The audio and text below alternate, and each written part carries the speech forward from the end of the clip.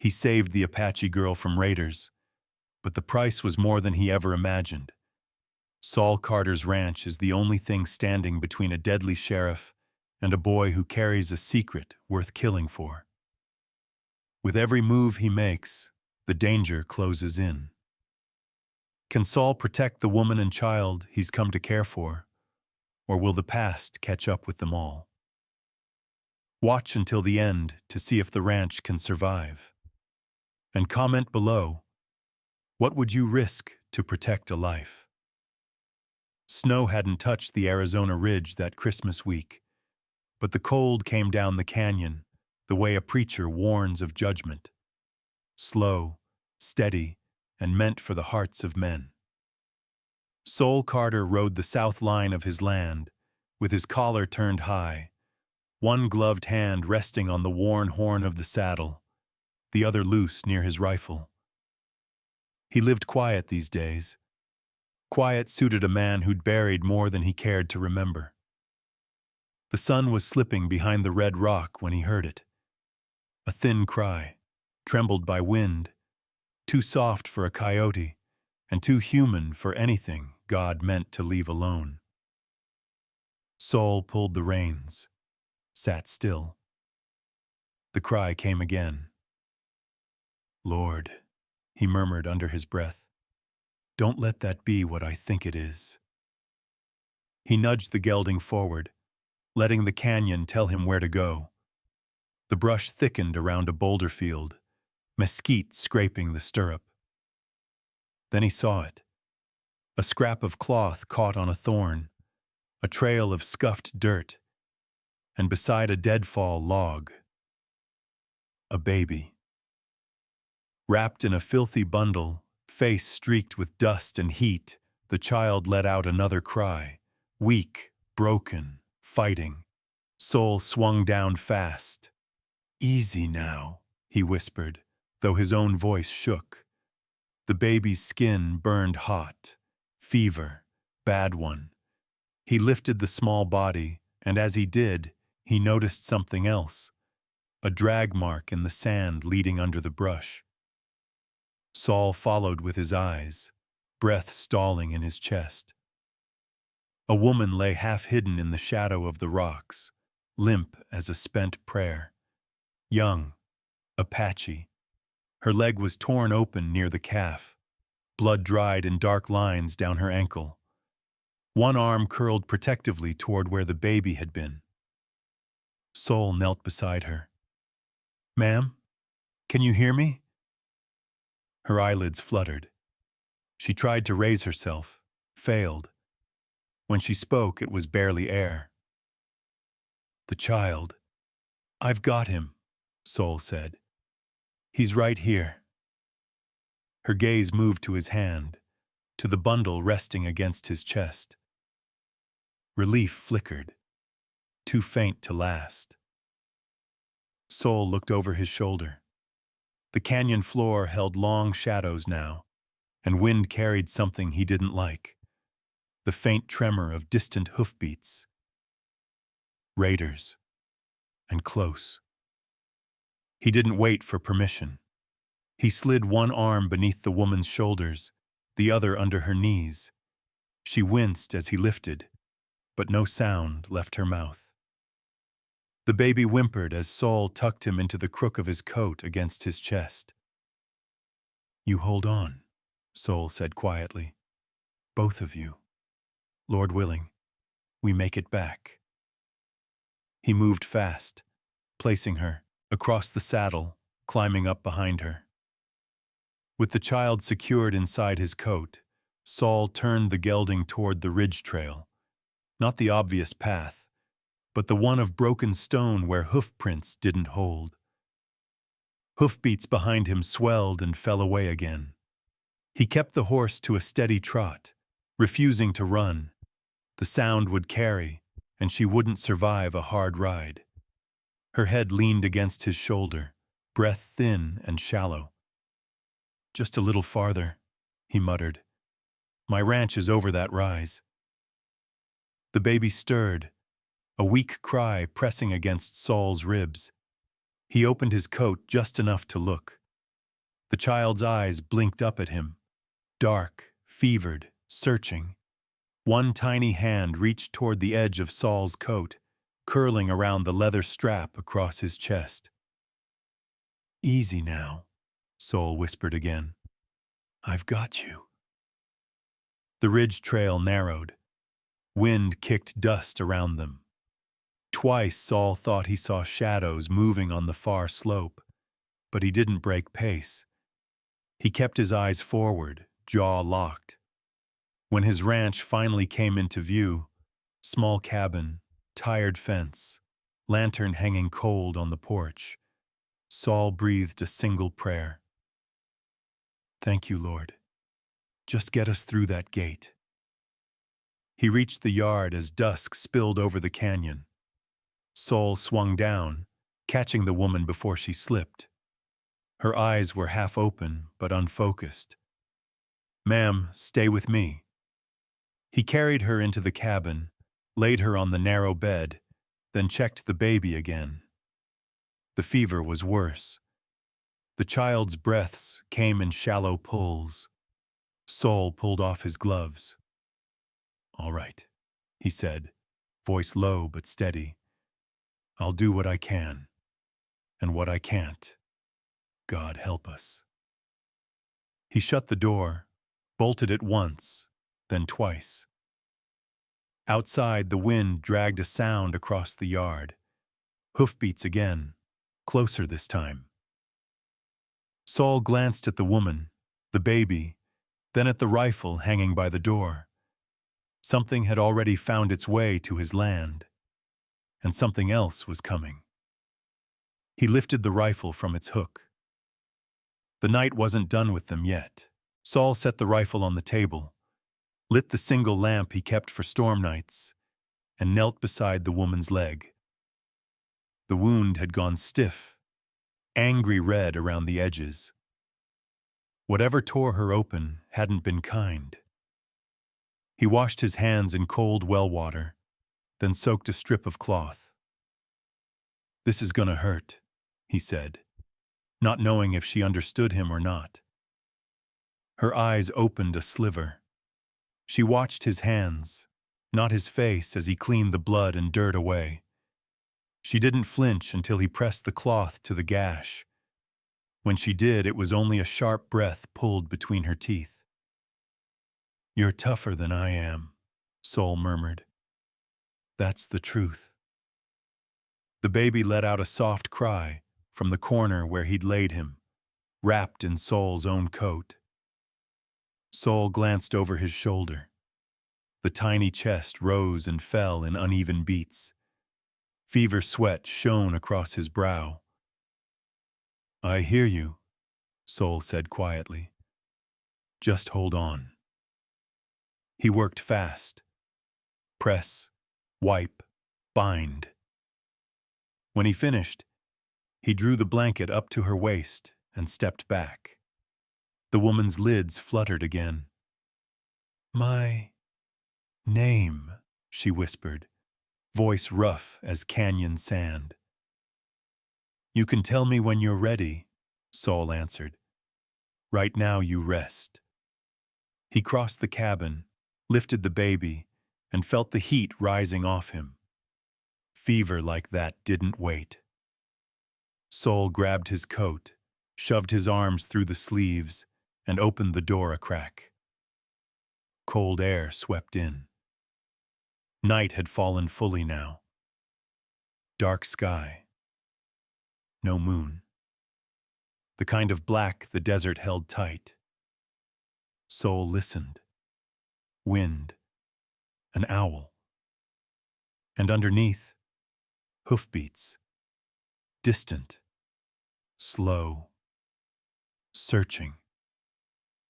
"Damn," he breathed. He shut the door, bolting it once more. If they were out there, he didn't have long. He took down the tin box from the shelf, what he had for sickness: sage, vinegar, and a small bottle of willow bark tincture. Not much, but something. He poured a few drops into a cup, mixed it with warm water from the stove, and tried to cool the baby's forehead with a cloth. The child whimpered but didn't turn away. His tiny fingers brushed Saul's wrist, right across the old burn scar, and stilled. The cry stopped, cut off like someone held the night itself quiet. Saul froze. "That's twice now," he whispered. He didn't have time to think on it. Someone was coming up the yard. Saul blew out the lamp, moved to the window, and peered through the crack between the boards. A lantern bobbed through the dark. Footsteps. Light. Not raiders. Too careful. Too hesitant. Then a voice. "Carter? You awake in there?" Saul recognized it. Jonah Reed, the blacksmith's boy, 20-something, nervous as a mouse near a trap. Saul lifted the rifle, held it against the doorframe. "What do you want, Jonah?" "Sheriff sent me to check the ridgeline," Jonah answered. "Said he heard riders, asked if I saw anything strange." His lantern light shook. "Just making sure you all right?" Saul didn't open the door. "I'm fine." "You sure?" "Folks talking in town. Say someone saw tracks south of your line." Saul kept his voice low. "You're on my land now." A pause. Jonah swallowed. Saul heard it clear as rain. Yeah. Well, Sheriff wanted me to look anyway." "You looked," Saul said. "Now head back." Jonah hesitated, lantern swaying. "Carter, Sheriff's been riled all day. Those riders ain't the kind that pass through. You might want to." "I said I'm fine." Long silence. Then Jonah's boots turned in the dirt. The lantern pulled away from the cabin, shrinking into the dark until it flickered out behind the barn.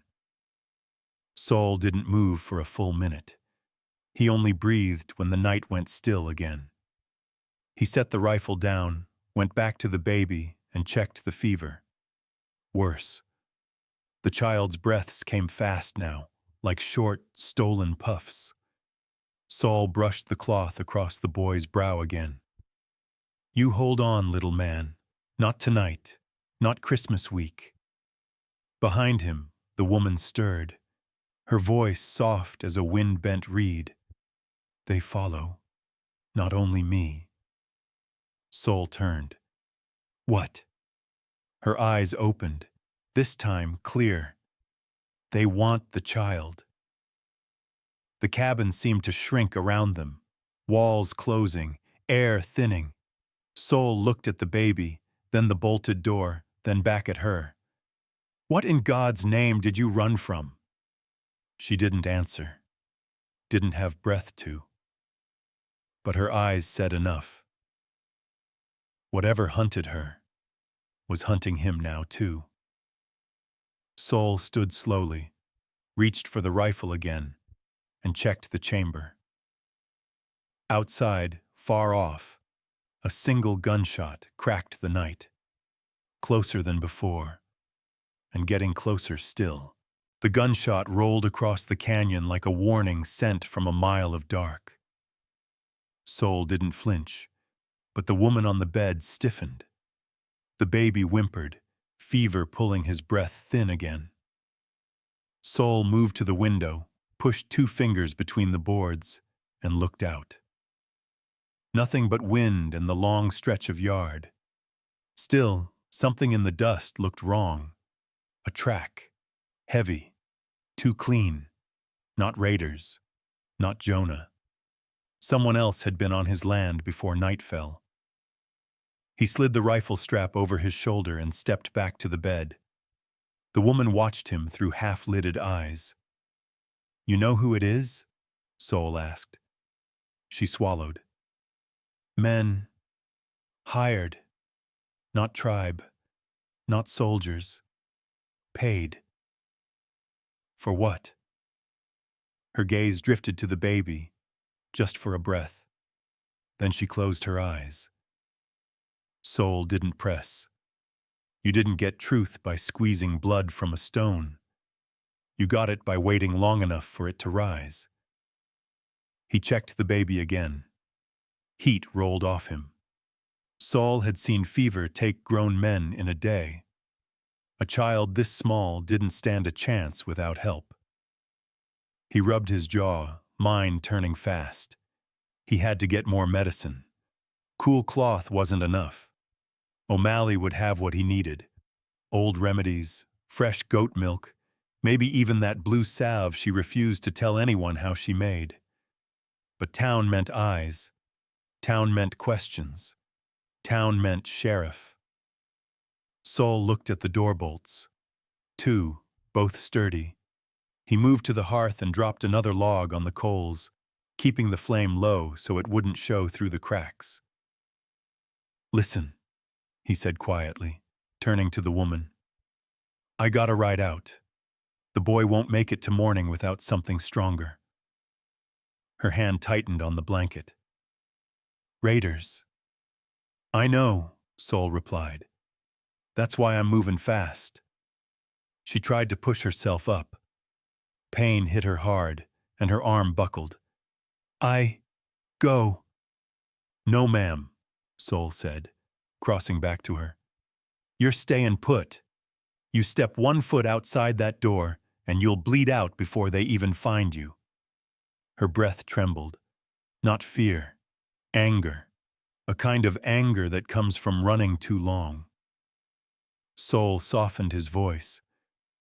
"I'll be back before the lamps in town even cool." He went to the crib he'd made out of an apple crate, lined it with his coat, and settled the baby there.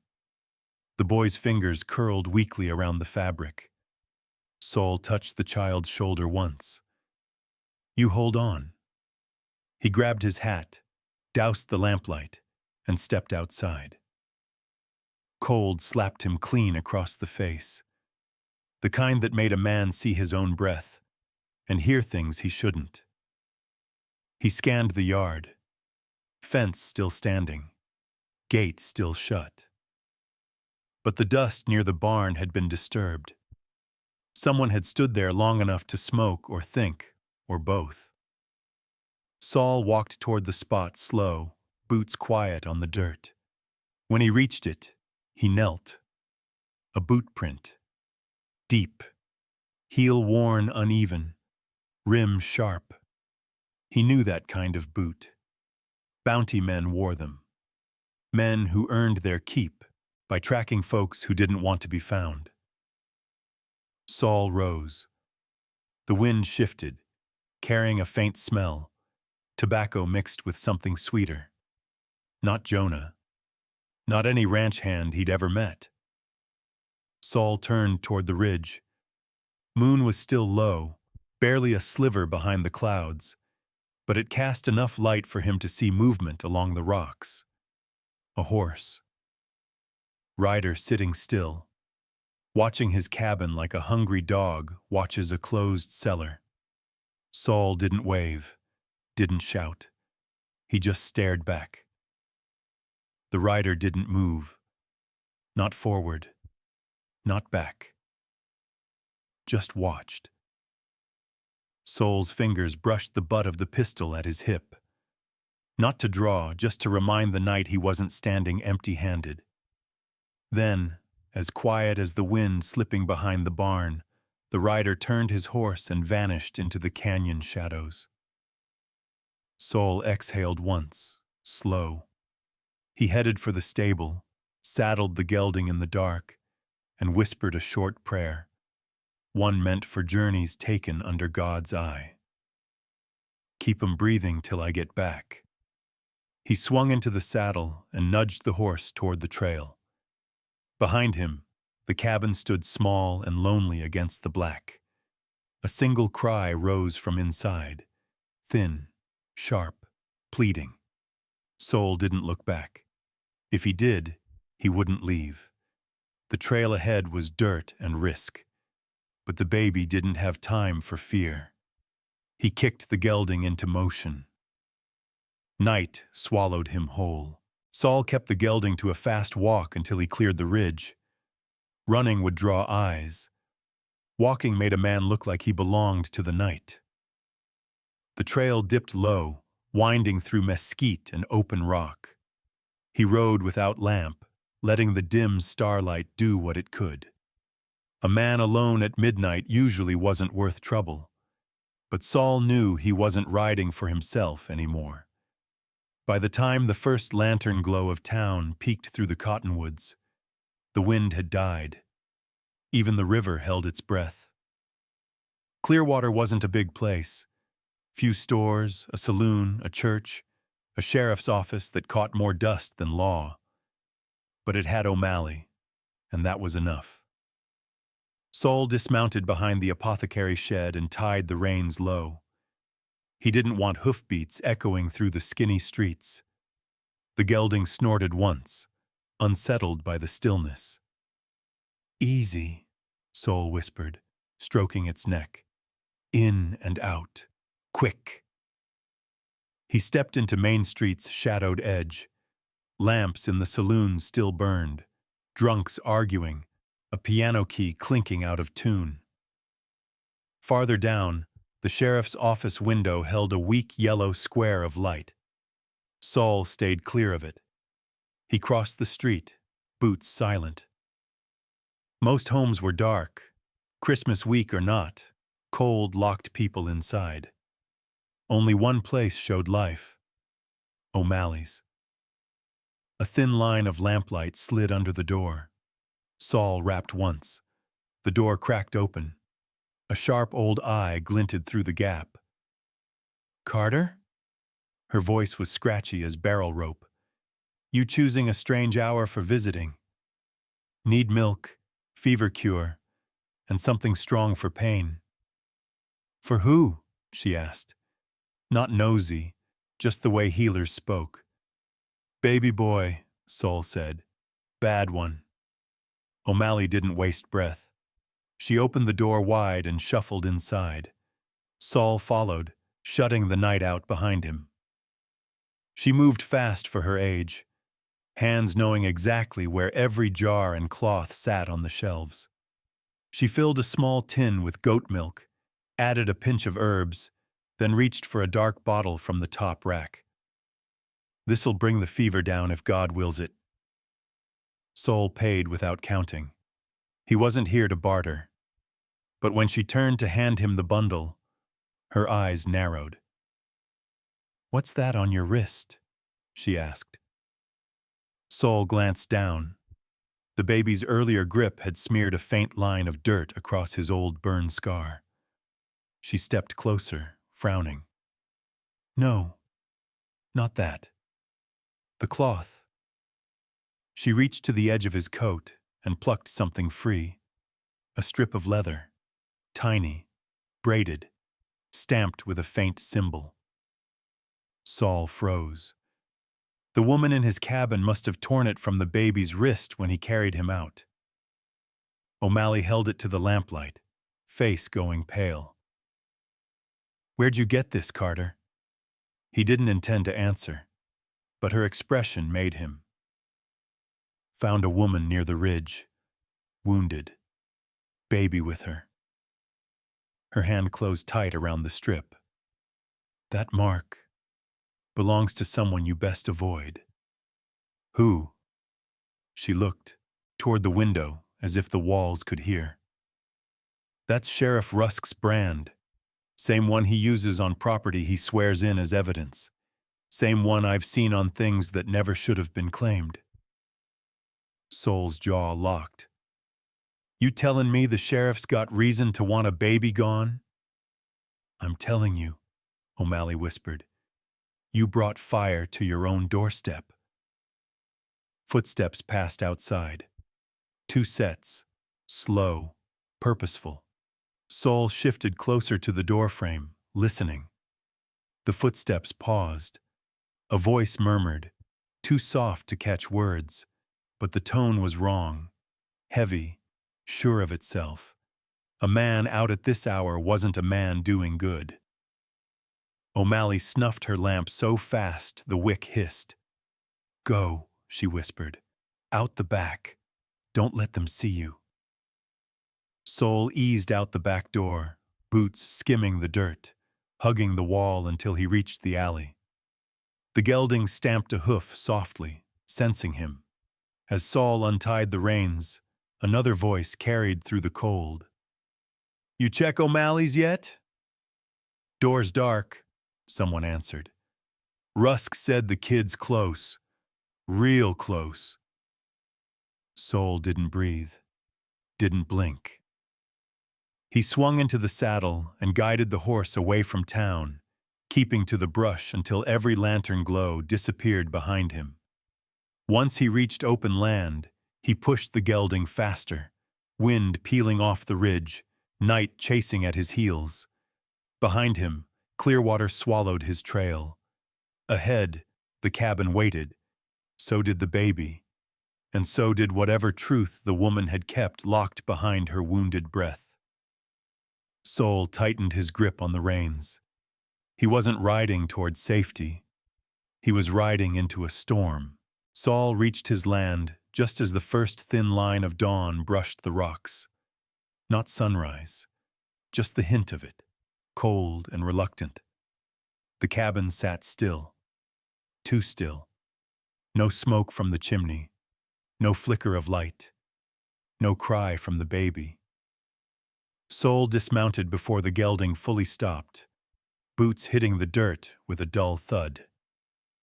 He scanned the yard, fence unbroken, gate shut, water trough untouched. Nothing looked wrong, and that was exactly what made it wrong. He stepped toward the porch. Halfway there, he stopped. A boot print waited near the bottom step. Not his. Not Jonah's. The same deep-heeled track he'd seen by the barn earlier. And beside it, ashes. Someone had stood right there smoking, long enough for the ash to fall in a neat straight line. Sol crouched, brushed a finger over the gray dust. Still warm. The man hadn't been gone long. Sol stood slow, hand drifting toward the pistol on his hip. He listened hard. Wind. The creak of the porch rail. And under it, a breath. Faint. Inside the cabin. Sol eased up the steps, pressing his shoulder to the wall beside the door. He didn't kick it open. He didn't shout. He just worked the latch gently, pushing it with the slow patience of a man who'd tracked rustlers before breakfast. The door opened a finger's width. He slipped inside. The cabin was dark except for a sliver of morning light leaking through the shutters. Shapes lay where he left them. The bed, the apple crate crib, the chair.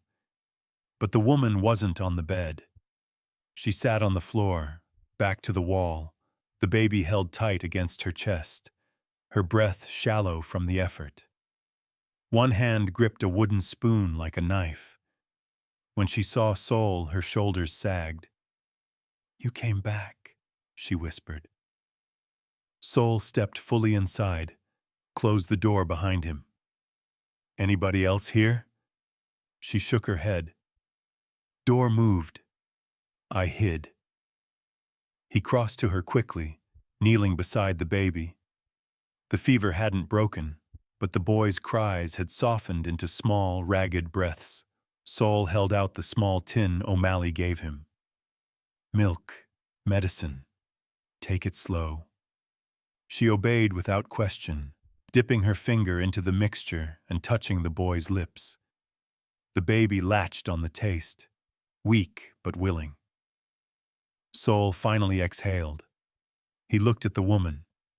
Her face showed new strain, fear, effort, exhaustion so deep it pulled shadows under her eyes.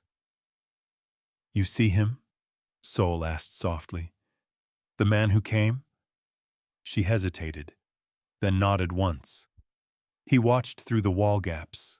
Not long. Sol felt the cabin shrink again around them, same as the night before. Someone bold enough to stand on his porch and watch wasn't a man passing through. "Do you know him?" Sol pressed. Her hand tightened on the baby. "Yes." "Who is he?" She closed her eyes. When she spoke, the words fell heavy. "Harlan Pike." Sol stilled. He knew the name. Most men did. A tracker. A taker. The kind hired to return what others claimed as theirs, whether people agreed to be taken or not. "He wants the boy," she whispered. "He wants me." Sol's jaw clenched. "Why?" She only shook her head. He didn't push. Not yet.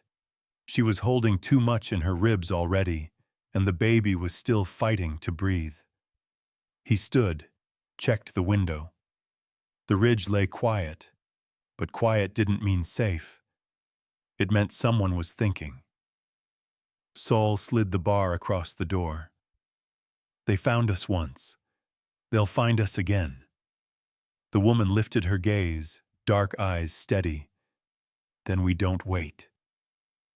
Sol turned to her. "You can't walk on that leg." "I walk until I fall," she said.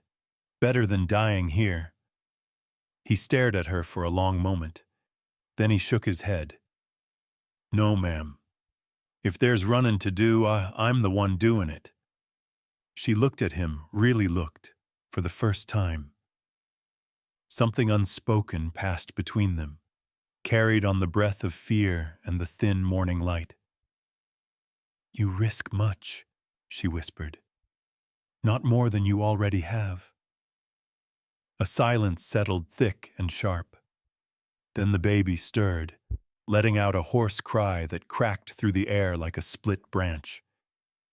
Sol crossed the room, lifted the boy gently, cradling him against his chest where the warmth was strongest.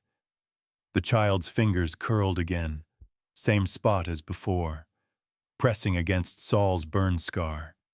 And again, the crying stopped. The woman saw it. Her breath caught.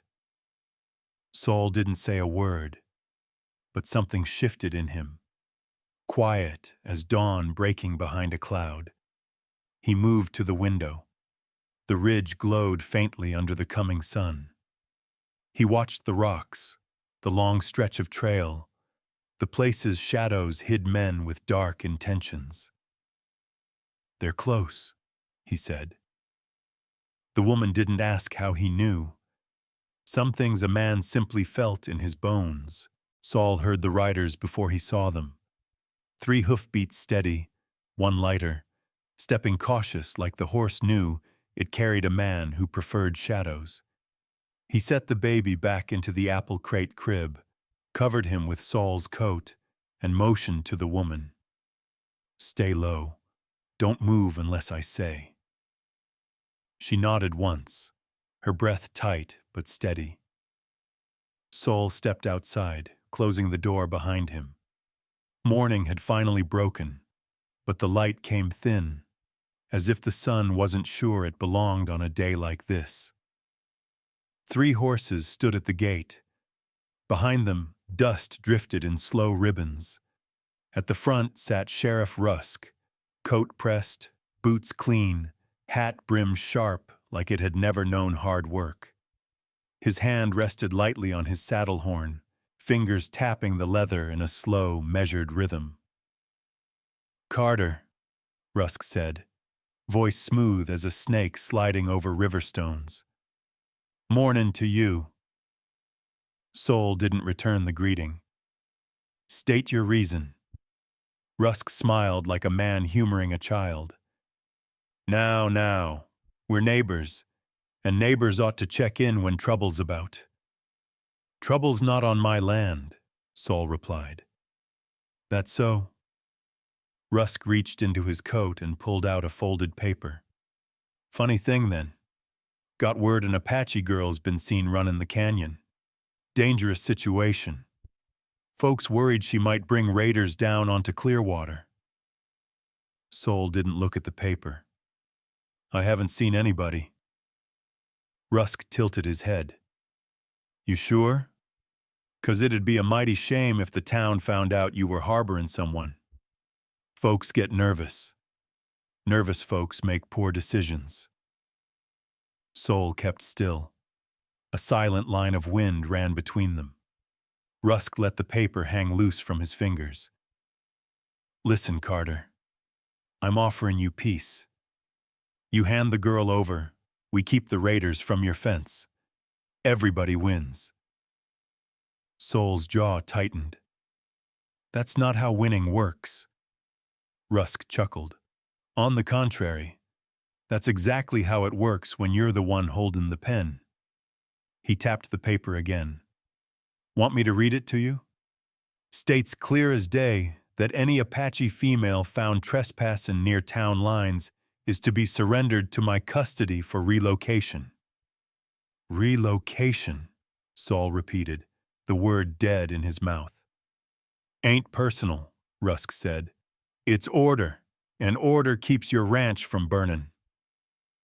Sol looked past Rusk, saw the third rider shift in his saddle.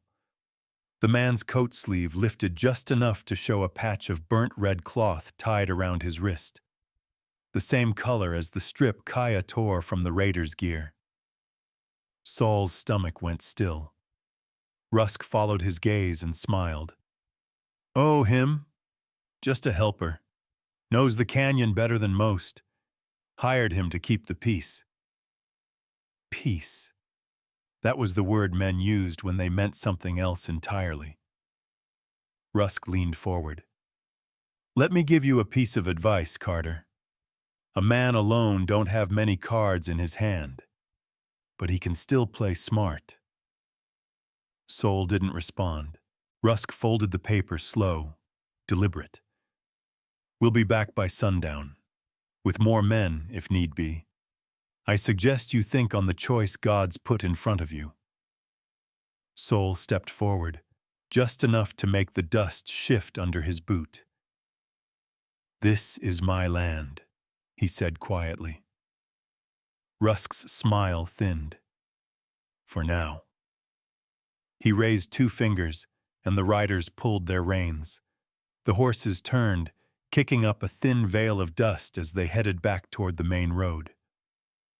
Only when they were halfway down the path did Sol notice something lying near his gate.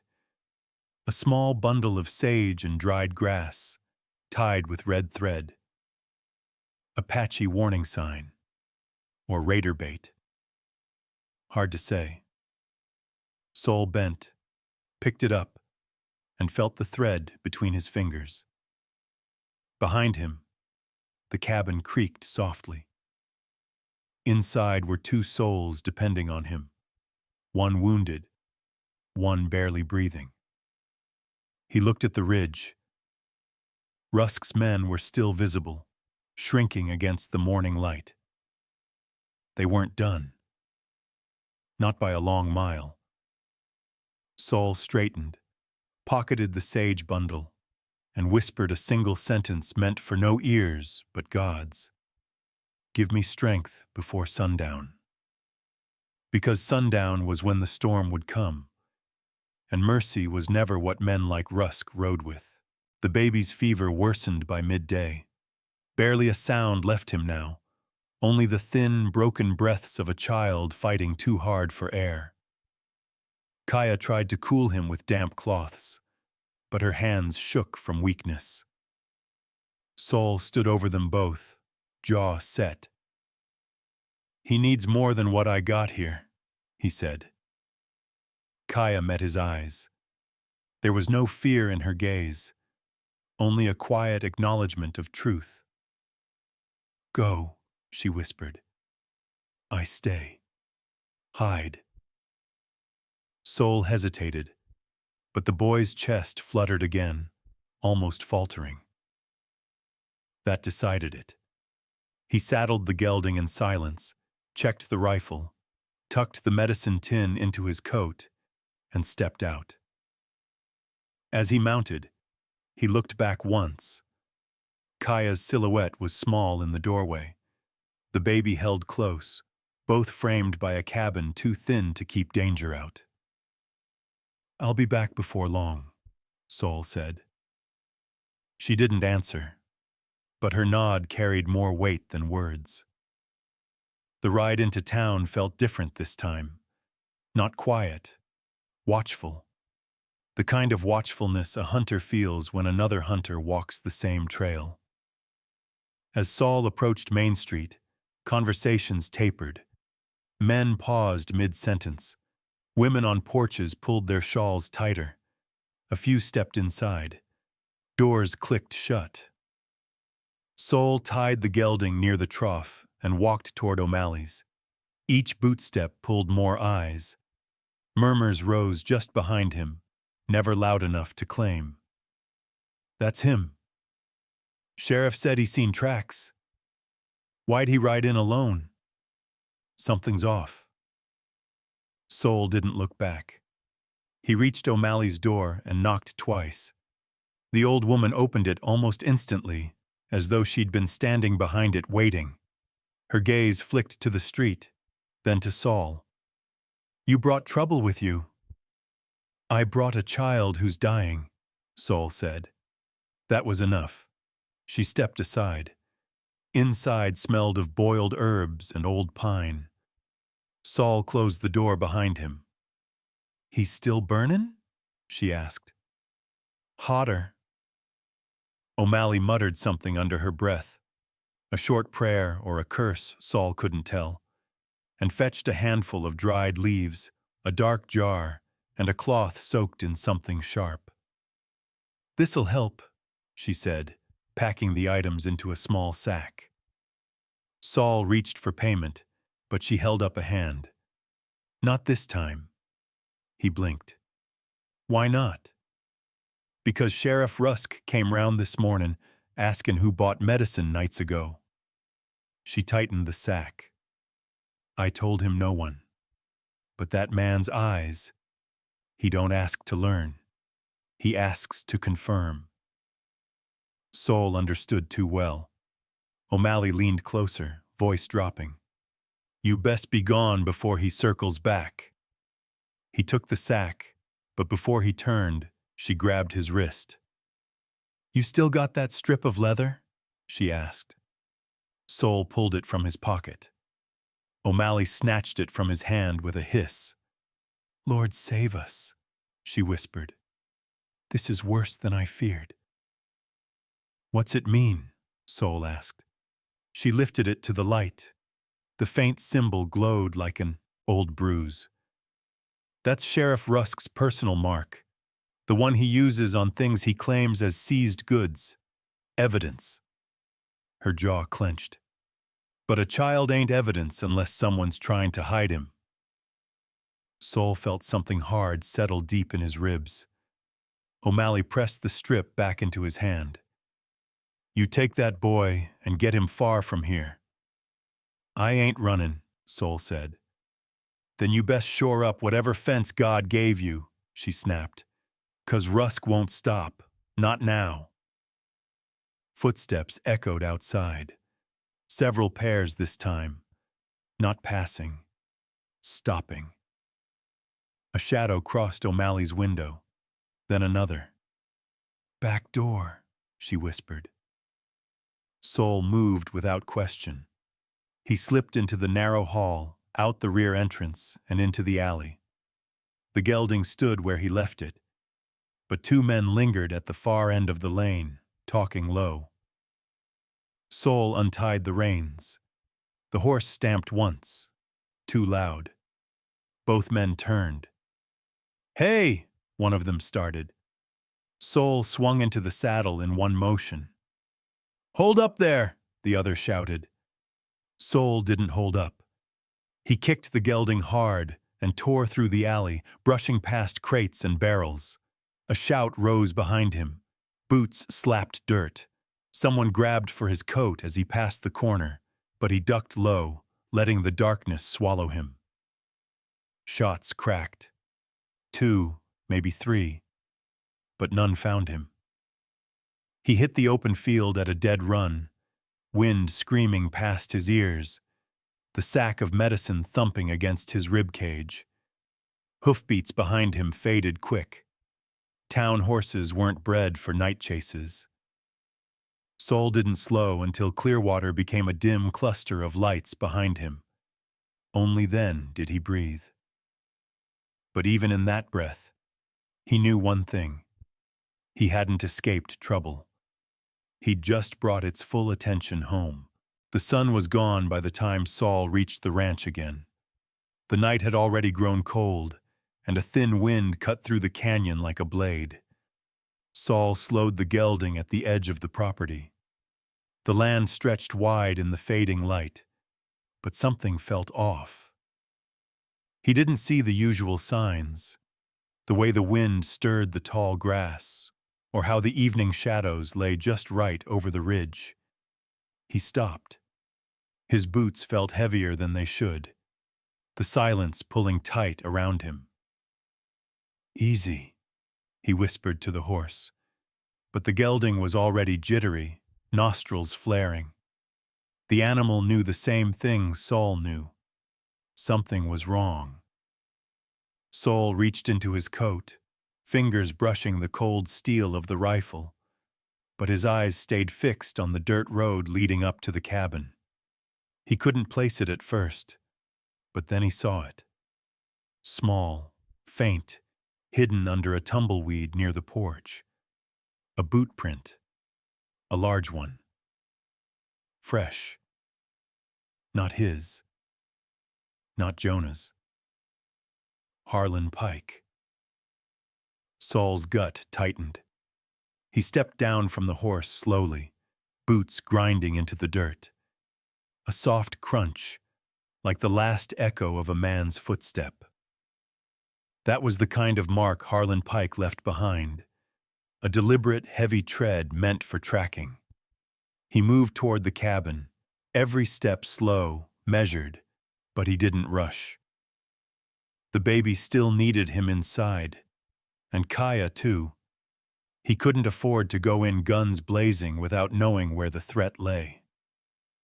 When he reached the porch, he bent low, fingers brushing the ground where the print had been. The dust was disturbed just enough to show the faint outline of Pike's boots, circling the cabin, like he'd been testing the place, checking for weaknesses. Saul exhaled, low and steady, and stood back up. They were close. A shadow shifted by the door. Saul froze. Kaya. She stood in the doorway, eyes wide and exhausted, but the look on her face was sharp, alert. "I heard him," she said, voice rough. "He was here." Saul looked at her, really looked. There was something in her eyes now. The fear had shifted to something else. Familiar. She was ready for it. "Did you see him?" Saul asked. She shook her head slowly. "No, but I heard the horses. They came through the brush before. I heard boots on the porch. Then he left." Saul stepped closer to her. "You okay?" She didn't answer right away. Her hands tightened on the doorframe. Her gaze darted around, searching the yard as though the shadows would reveal the answers. "I heard him," she repeated. "I heard his voice not far from here." Saul took a breath. Pike wouldn't leave without reason. He hadn't gotten this close to just turn around. There was more at play here, and it wasn't just about the boy. Saul could feel it. This was about something bigger. "Did he say anything?" Saul asked, his voice low. She hesitated for a long moment before she spoke again, her words quieter now. "He said, 'She'll bring it down, all of it. She'll bring the law, the raiders.'" Saul's pulse quickened. He didn't need to ask her what it was. They both knew. The truth. Her truth. "Kaya," he began, but she stepped away from the door and looked back inside, towards the small cradle where the baby lay, still quiet in the dim light. "He's coming, Soul. All of them."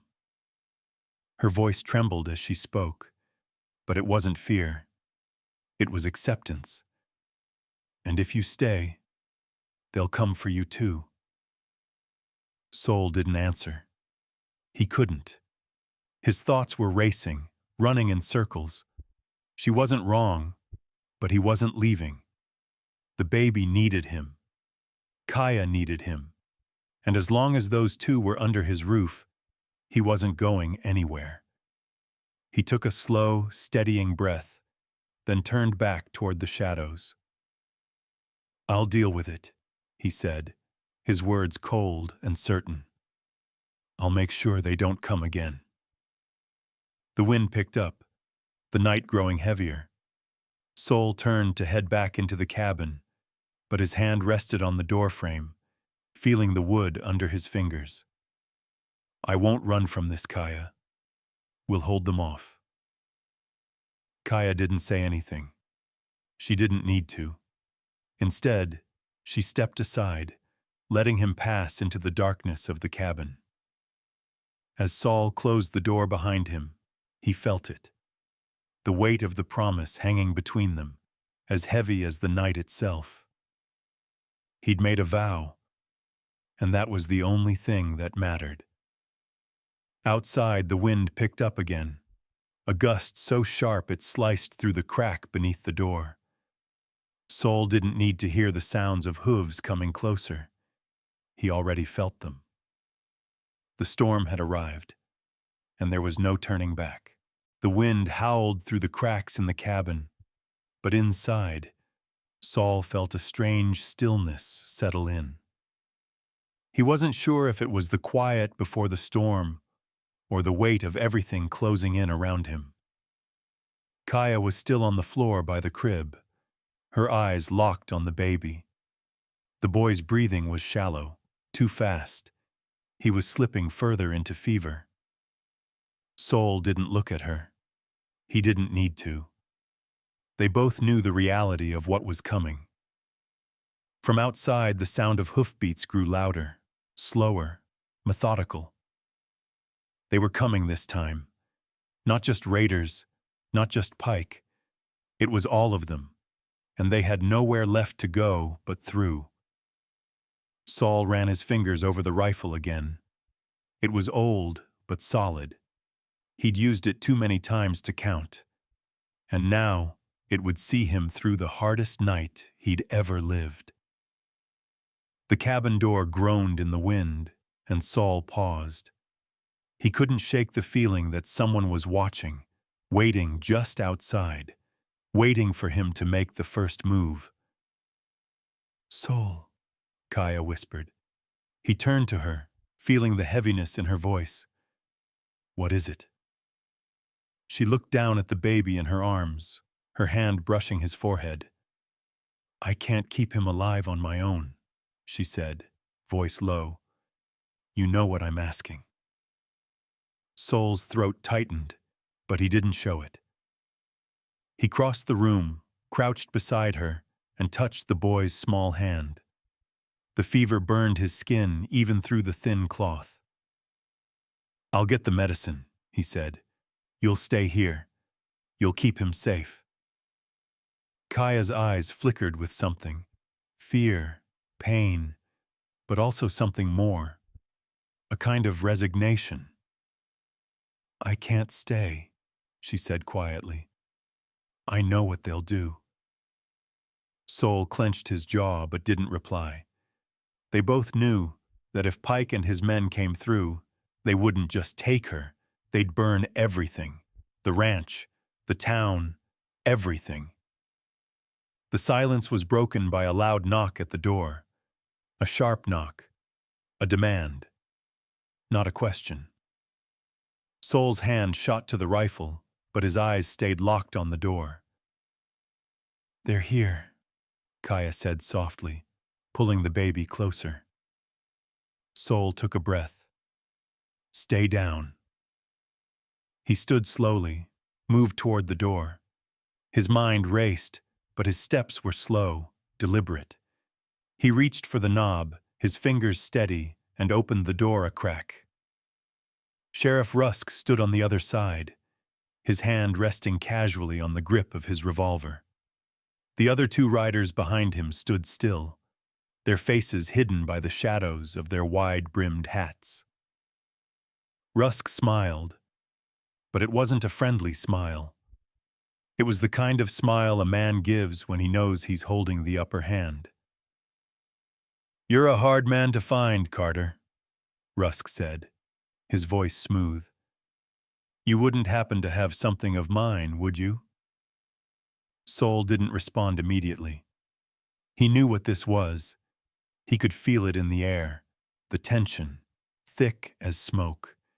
It wasn't about a simple raid anymore. This was about something much bigger. The sheriff stepped forward, his eyes flicking to the window behind Sol. "You've got a guest, I see." Sol didn't move.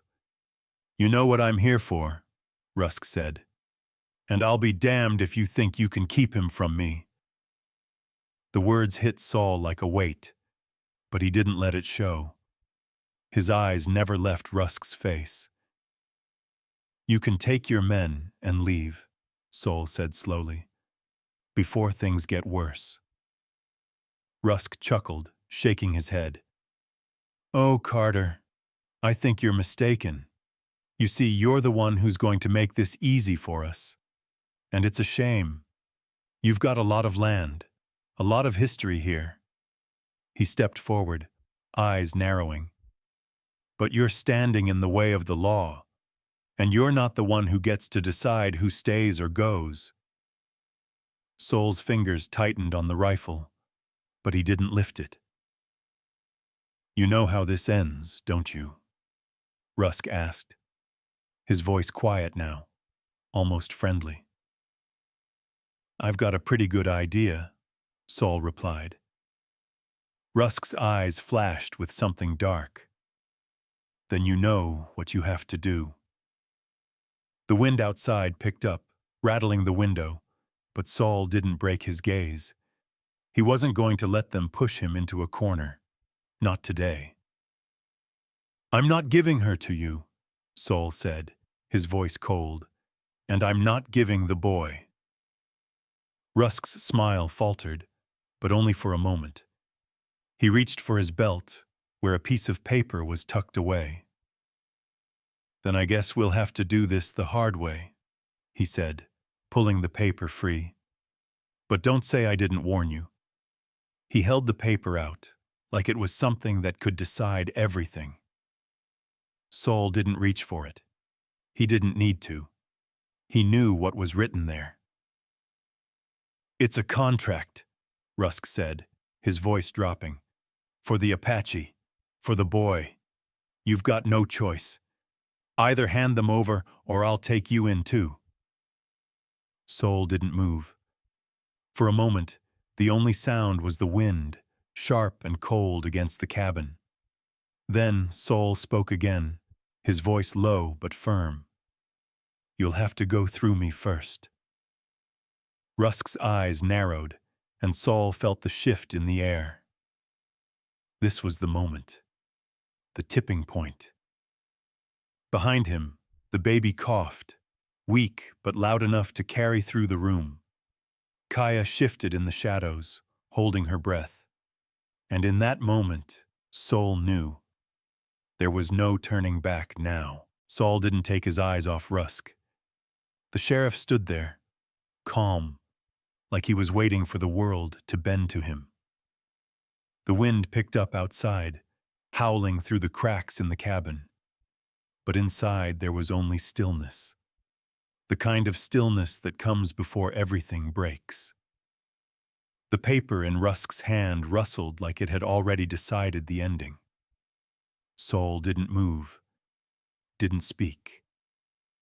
Rusk let out a quiet laugh. but there was nothing funny about it. You don't understand, Carter.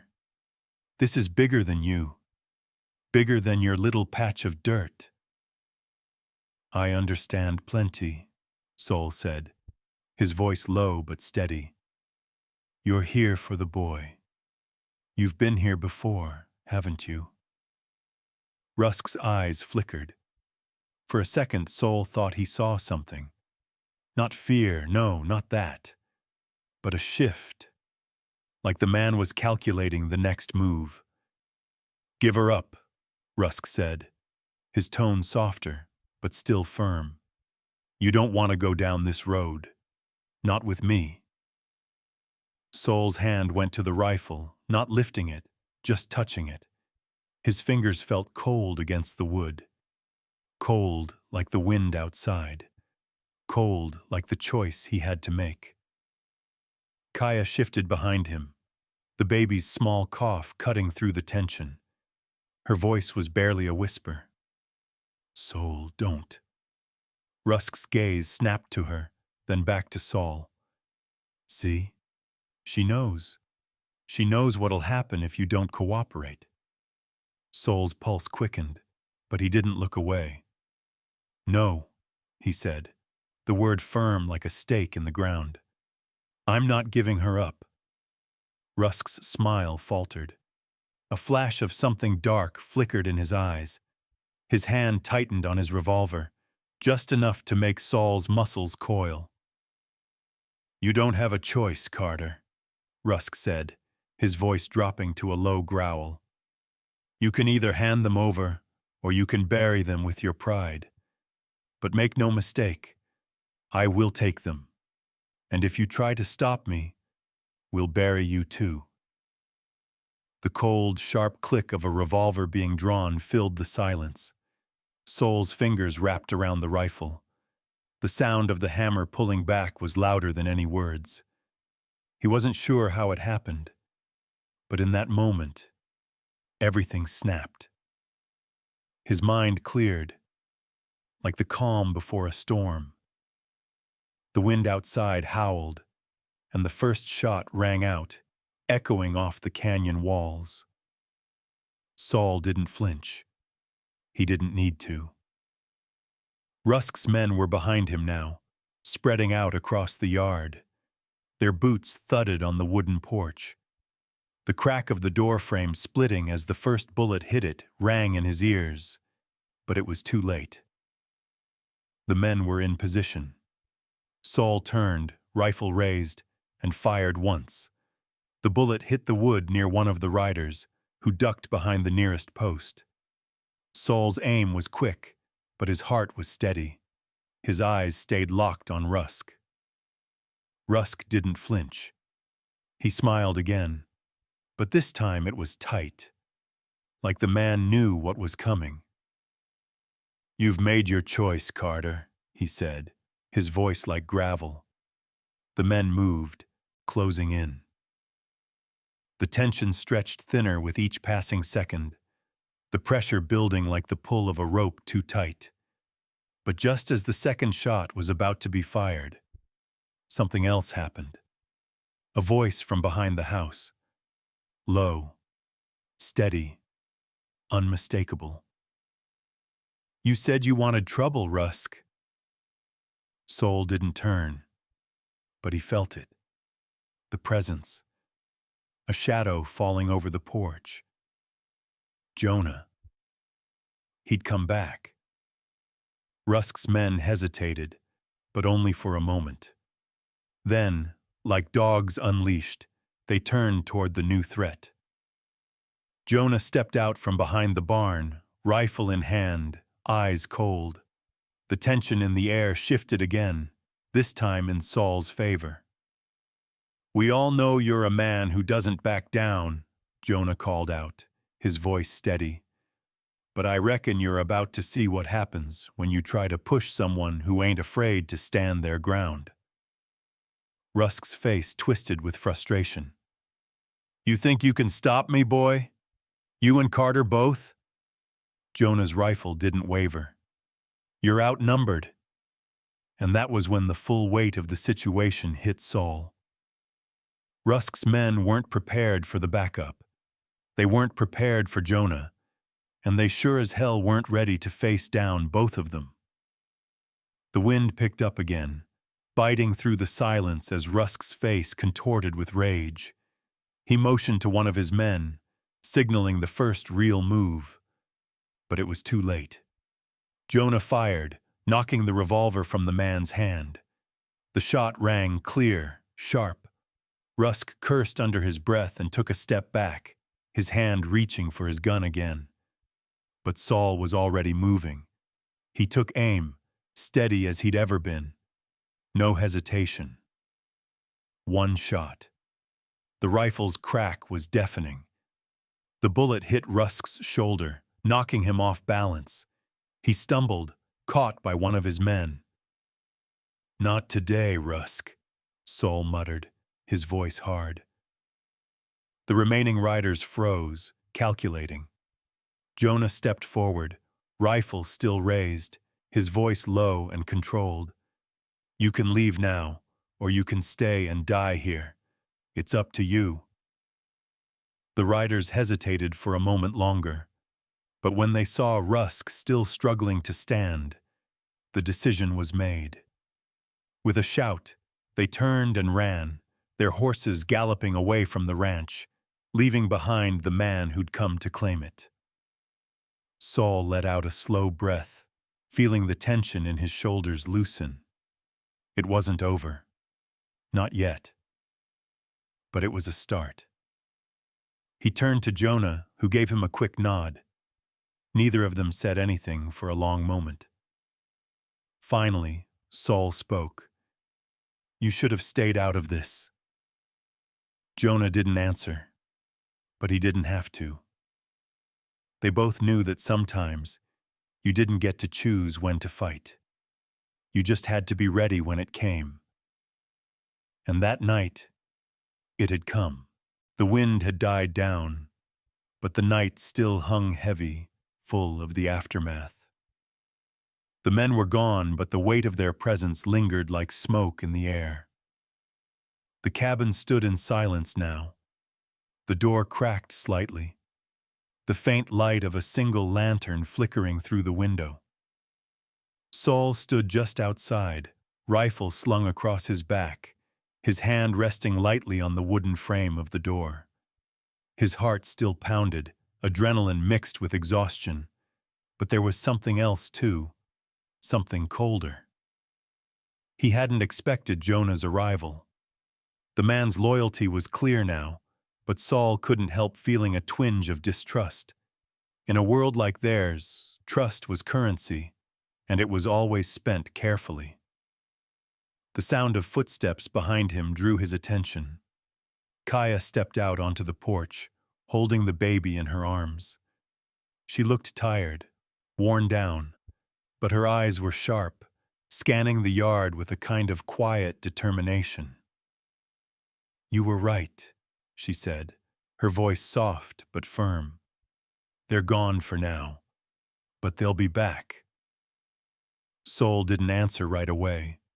He glanced over his shoulder, taking in the sight of the cabin, the open field beyond, the ridge where the last of the sun's light was dying. "Do you have a plan?" Kaya asked, her voice breaking through the silence like the crack of a whip. He turned back to her, his eyes hardening. "We hold this place, Kaya, until we can't. And when they come, we don't run. We fight." Her gaze faltered for a moment, and Saul saw the flicker of something, fear, doubt, maybe both, cross her face. But then she nodded. She didn't argue. "I'll stay with the baby," she said, "but you need to make sure they don't get to us first. I can't do this alone." Saul didn't speak. Instead, he stepped into the cabin, closing the door behind him. Inside, the air was warm, heavy with the smell of burnt wood and the scent of the herbs O'Malley had given him earlier. The baby was still, his breathing shallow but steady for now. Kaya lowered herself to the floor, sitting by the crib, rocking the baby gently as he slept. Sol watched her for a moment, then turned back toward the window. His mind was racing. The baby needed more than just rest. It needed real medicine. And they weren't going to get that unless Saul made another trip into town. But he knew it wasn't just medicine that town had to offer. Sheriff Rusk was waiting for him, waiting for any reason to move in and claim what he wanted. He rubbed his hand over his face, exhaustion weighing on him like the stones of a grave. He didn't have time to rest. Not yet. There was too much at stake. He took a deep breath and headed for the door again. By the time Saul reached the edge of town, the sun was sinking low behind the horizon, leaving the streets empty, save for a few people hurrying home. The air had turned cold, but Saul barely noticed. He kept his eyes straight ahead, his boots silent on the dirt road. He reached O'Malley's shop just as the last light of day vanished behind the hills. The door was already open when he arrived, and O'Malley stood in the doorway, arms crossed, waiting. "Carter," she said, her voice gruff, but there was something in her eyes that softened the edge. "You look like hell." "I've seen worse," Sol muttered, stepping inside. He didn't wait for an invitation. The old woman didn't move. Instead, she turned, walking toward the back of the shop. Saul followed, keeping his movements slow and deliberate. She set a jar on the counter, along with a small bag of dried herbs. "This will help the boy," she said quietly, "but it won't last forever." Saul didn't ask what she meant. He knew. Everything had its limit, even hope. "How long?" he asked, his voice low. O'Malley paused, then looked up at him. Her eyes were sharp, but there was something like sympathy in them. "Not long enough to wait." Sol took the jar, nodding his thanks. He turned to leave, but O'Malley's voice stopped him. "Don't trust the sheriff, Carter," she said, her tone flat and direct. "I don't," Sol answered, his grip tightening on the jar. "But that doesn't mean I'm not going to have to deal with him." She shook her head. "You're already dealing with him, and you'll deal with him again until you're buried under his law. You need to leave this place while you still can." Sol paused at the door, then turned back to face her. "Where do you suggest I go?" Her eyes flickered for a moment. "Out of this valley, out of Rusk's reach, far enough that he won't find you." Sol's jaw clenched. He didn't have the luxury of running. Not with Kaya, not with the baby. But he didn't say that. He didn't need to. "I'll figure something out," he said, turning back to the door. "But if Rusk comes for me again, I'll be ready."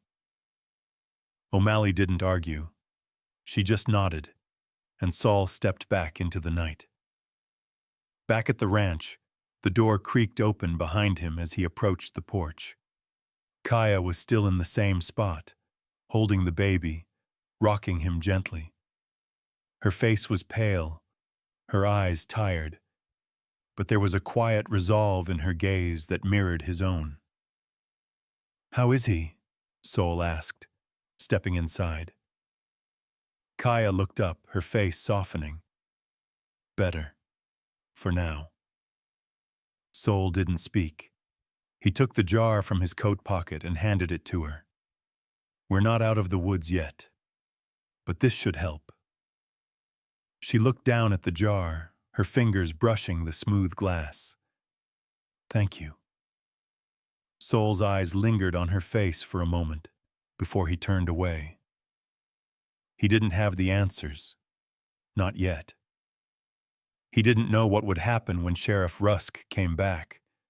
But he knew one thing for sure. They weren't running. Not from him, not from the law, not from anyone. As long as the baby needed him, as long as Kaya was here, Saul would fight to keep them safe. And if that meant making the hardest choice of his life, then he would do it. He walked back to the door, opened it wide. The wind had picked up again, cold and biting, and the sky overhead was dark with the promise of more trouble to come. Saul stepped outside, closing the door softly behind him, and in the distance he heard the sound of hooves again. Closer this time. So much closer. It was coming. And this time, it wouldn't stop. The night had grown colder, and the wind howled through the canyon. Saul stood outside, rifle in hand, his heart racing as he heard the hooves getting closer. The riders were nearly upon him. Rusk's men, 5 or 6 in total, confident and methodical. Saul crouched behind a boulder, rifle steady. He was ready, waiting for the right moment to strike. Rusk rode at the front, his presence unmistakable. Saul's eyes never left him as the group drew nearer, their voices carrying in the quiet night. "Carter!" Rusk called out, his voice sharp. Saul didn't respond. He stayed still, breath steady, watching them come. The wind picked up, swirling dust and making the shadows shift. Rusk's men were too close now. Saul had to make his move. "Carter, I'm giving you one chance," Rusk said, a smile creeping onto his face. "You hand her over, or we'll take her." Saul's grip tightened on the rifle. His heart beat louder now, but his mind stayed calm. "You don't have a choice, Carter," Rusk continued. "I'll take her, and we'll leave you and your ranch in peace. Or you can fight and lose it all." Saul didn't flinch. He wasn't giving in. Not this time. Suddenly, a voice called out from behind the barn. "You said you wanted trouble, Rusk." Jonah appeared, rifle raised, and the riders froze. Saul's pulse quickened. The odds had shifted, but they weren't out of danger yet.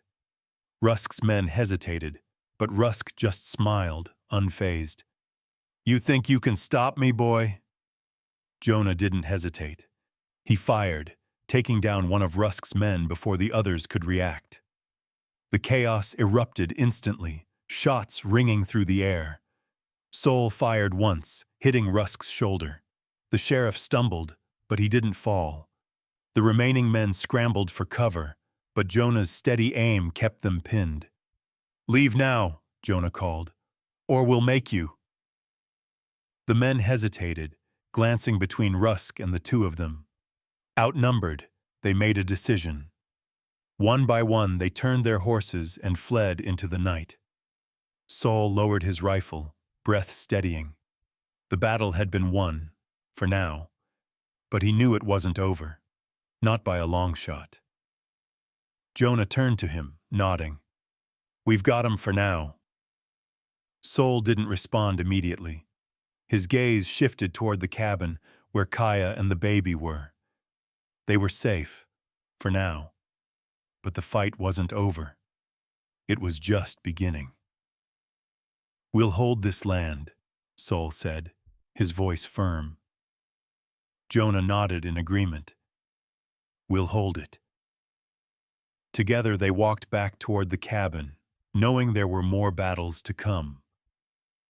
As the dust settles and the final shots echo in the distance, we are left with the quiet truth that every battle fought is not just a fight for survival, but for the bonds we hold dear. Saul Carter, a man who once walked alone, now stands united with those he's sworn to protect. The Apache girl, the child with a secret, and the land that ties them all together. This story, like so many that came before it, reminds us of the deep connection between people and the places they call home. It's a reminder that, No matter the obstacles in front of us, there's always something worth fighting for. Saul's journey is one of redemption, sacrifice, and the simple yet powerful desire to protect what matters most: his family, his land, and his sense of honor. For those of us who've seen the passing of time and understand the weight of years, the story of Saul and his found family may feel especially familiar. In our own lives, we've known what it means to stand firm in the face of adversity, to lean on those we love, and to find strength in the quiet moments that come after the storm. This tale reminds us that we too have our own stories of resilience, courage, and the love that binds us together. It's easy to forget, in the rush of life, that the greatest victories are often not those won with weapons or force, but with heart. The simple act of choosing to protect, to stand by others when they need us most, that is the true measure of strength. Saul may not have set out to change the world, but in his quiet defiance and unwavering commitment, he has already changed the lives of those around him.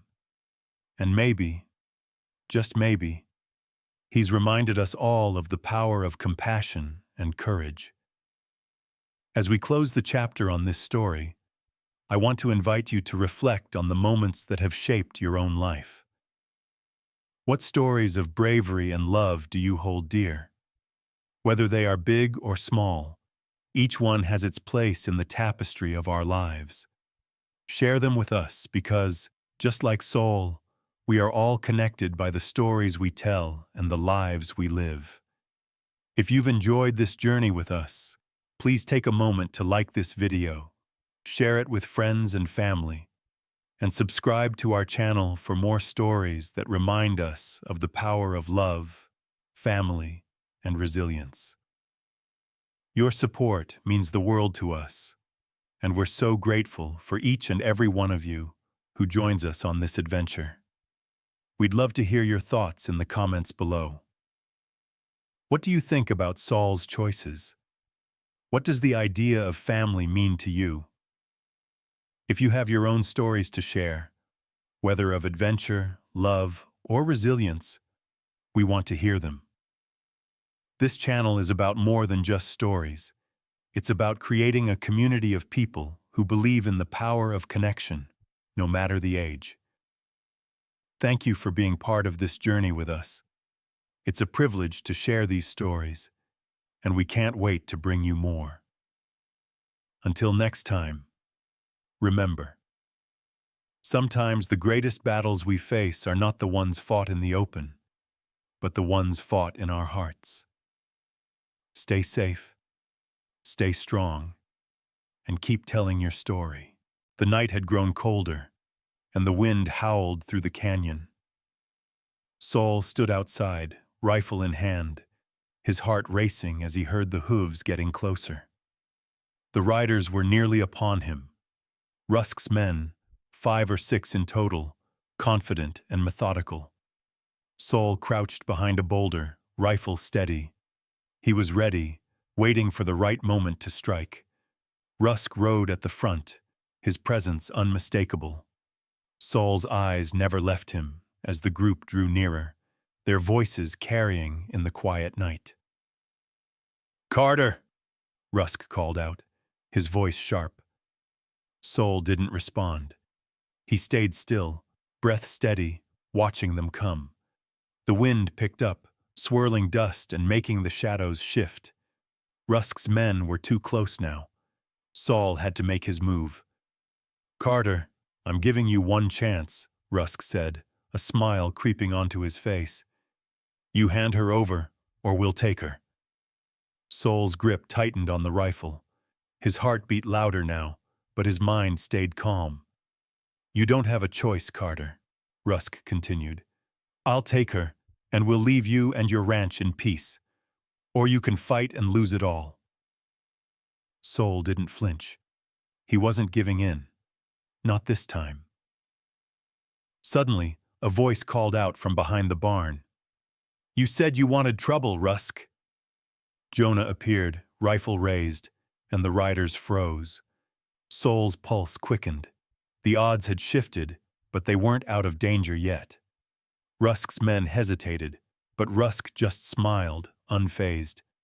You think you can stop me, boy? Jonah didn't hesitate. He fired, taking down one of Rusk's men before the others could react. The chaos erupted instantly, shots ringing through the air. Soul fired once, hitting Rusk's shoulder. The sheriff stumbled, but he didn't fall. The remaining men scrambled for cover, but Jonah's steady aim kept them pinned. Leave now, Jonah called, or we'll make you. The men hesitated, glancing between Rusk and the two of them. Outnumbered, they made a decision. One by one, they turned their horses and fled into the night. Soul lowered his rifle, breath steadying. The battle had been won, for now, but he knew it wasn't over, not by a long shot. Jonah turned to him, nodding. We've got him for now. Soul didn't respond immediately. His gaze shifted toward the cabin where Kaya and the baby were. They were safe, for now. But the fight wasn't over. It was just beginning. We'll hold this land, Soul said, his voice firm. Jonah nodded in agreement. We'll hold it. Together they walked back toward the cabin, knowing there were more battles to come. As the dust settles and the final shots echo in the distance, we are left with the quiet truth that every battle fought is not just a fight for survival, but for the bonds we hold dear. Soul Carter, a man who once walked alone, now stands united with those he's sworn to protect. The Apache girl, the child with a secret, and the land that ties them all together. This story, like so many that came before it, reminds us of the deep connection between people and the places they call home. It's a reminder that, no matter the obstacles in front of us, there's always something worth fighting for. Saul's journey is one of redemption, sacrifice, and the simple yet powerful desire to protect what matters most: his family, his land, and his sense of honor. For those of us who've seen the passing of time and understand the weight of years, the story of Soul and his found family may feel especially familiar. In our own lives, we've known what it means to stand firm in the face of adversity, to lean on those we love, and to find strength in the quiet moments that come after the storm. This tale reminds us that we too have our own stories of resilience, courage, and the love that binds us together. It's easy to forget, in the rush of life, that the greatest victories are often not those won with weapons or force, but with heart. The simple act of choosing to protect, to stand by others when they need us most, that is the true measure of strength. Soul may not have set out to change the world, but in his quiet defiance and unwavering commitment, he has already changed the lives of those around him. And maybe, just maybe, he's reminded us all of the power of compassion and courage. As we close the chapter on this story, I want to invite you to reflect on the moments that have shaped your own life. What stories of bravery and love do you hold dear? Whether they are big or small, each one has its place in the tapestry of our lives. Share them with us because, just like Soul, we are all connected by the stories we tell and the lives we live. If you've enjoyed this journey with us, please take a moment to like this video, share it with friends and family, and subscribe to our channel for more stories that remind us of the power of love, family, and resilience. Your support means the world to us, and we're so grateful for each and every one of you who joins us on this adventure. We'd love to hear your thoughts in the comments below. What do you think about Saul's choices? What does the idea of family mean to you? If you have your own stories to share, whether of adventure, love, or resilience, we want to hear them. This channel is about more than just stories. It's about creating a community of people who believe in the power of connection, no matter the age. Thank you for being part of this journey with us. It's a privilege to share these stories, and we can't wait to bring you more. Until next time, remember, sometimes the greatest battles we face are not the ones fought in the open, but the ones fought in our hearts. Stay safe, stay strong, and keep telling your story.